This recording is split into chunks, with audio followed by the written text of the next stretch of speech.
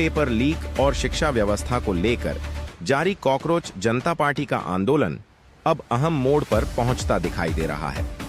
संसद मार्च के दौरान हुई कार्रवाई और छात्रों की मांगों को लेकर सरकार और प्रदर्शनकारियों के बीच बातचीत का दौर जारी है। देखिए ये रिपोर्ट। नीट पेपर लीक और शिक्षा व्यवस्था में सुधार की मांग को लेकर चल रहे कॉकरोच जनता पार्टी के आंदोलन में अब नई हलचल देखने को मिली है।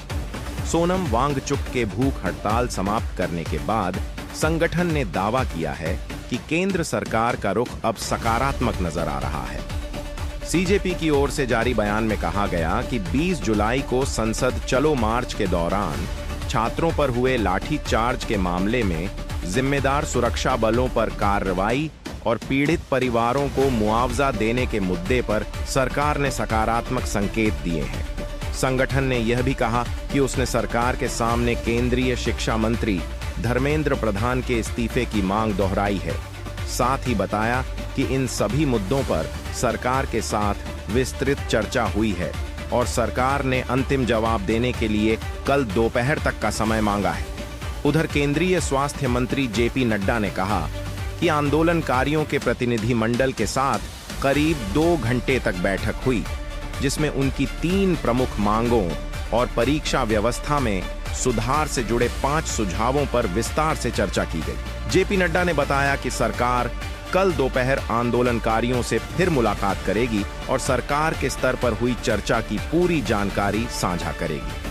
अब सबकी नजर इस बात पर है कि सरकार इन मांगों पर क्या फैसला लेती है। फिलहाल सरकार के जवाब का इंतजार है।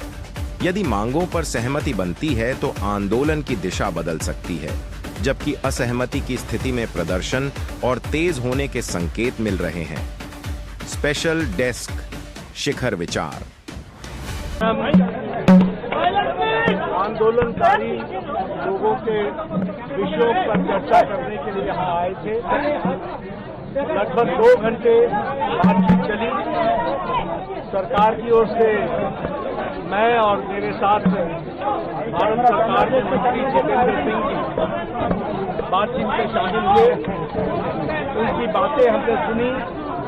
बातें सौहार्दपूर्ण वातावरण में हुई और कई दृष्टि से उन सारी बातों पर हर तरीके से चर्चा हुई। उनकी मुख्यतः 3 डिमांड थी और 5 सुधार के दृष्टि से परीक्षा के लिए सुझाव हुए। हमने उनको कहा है कि हम कल आपके साथ दोपहर बाद मिलेंगे और फिर हम आपसे जो चर्चा वो आपको बताएंगे।